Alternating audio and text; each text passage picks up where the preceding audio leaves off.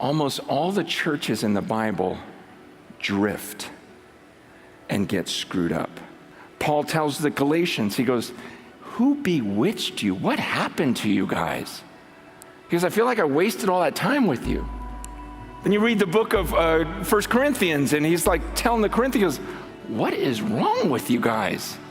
I heard there's divisions among you. He goes, like some are saying, I follow this guy and this guy, this guy. He goes, was I crucified for you? Why are you following me? Didn't I tell you it was about Jesus? He goes, I hear that you guys sue each other seriously. I hear that there's immorality in the church and you're proud of it. I hear that people are getting drunk during communion. Drunk, communion, really? I hear that some of you don't even believe in the resurrection anymore.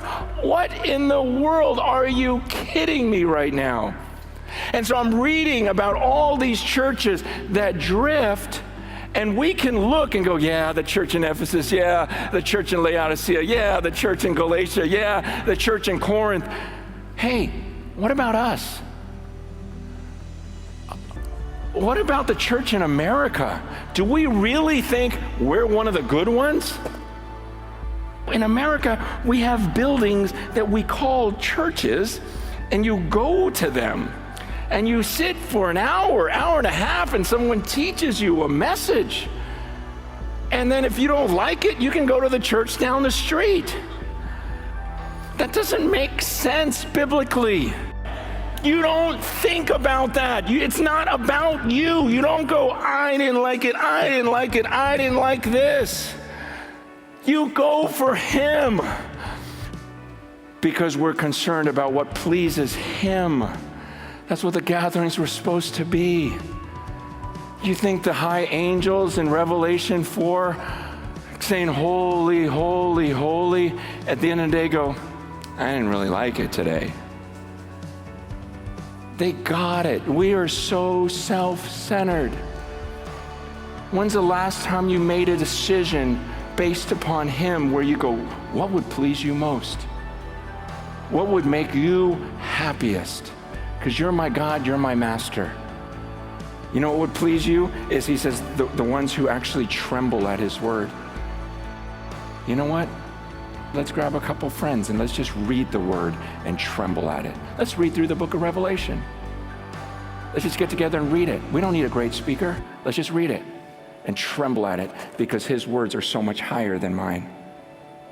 He wants us devoted to prayer. Let's get together and let's just seek his presence and see what happens, because that actually is more exciting to me.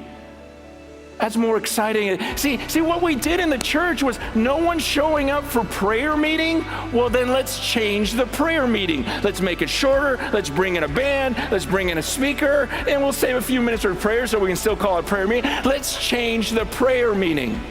And now I'm at an age where I go, you know what? No, let's change your heart. Why don't you want to go to prayer? It's not the problem with the service. The problem is you. Do you not understand who he is? Do you not understand the price that was paid so that I can come into his presence and I'm talking to the one that's keeping us all alive right now? And he can change everything. How is that not exciting to you? Something's wrong with you. Nothing's wrong with the prayer meeting. I think we'd be blown away if we simplified and went back to early church. Don't you read about Acts 2 and go, oh, I wish I lived there?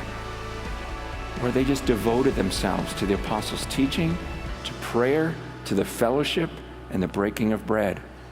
We have an opportunity right now at this time in history. I am so pumped about it. But it's time to change the church and say, you know what? Enough of this consumer garbage.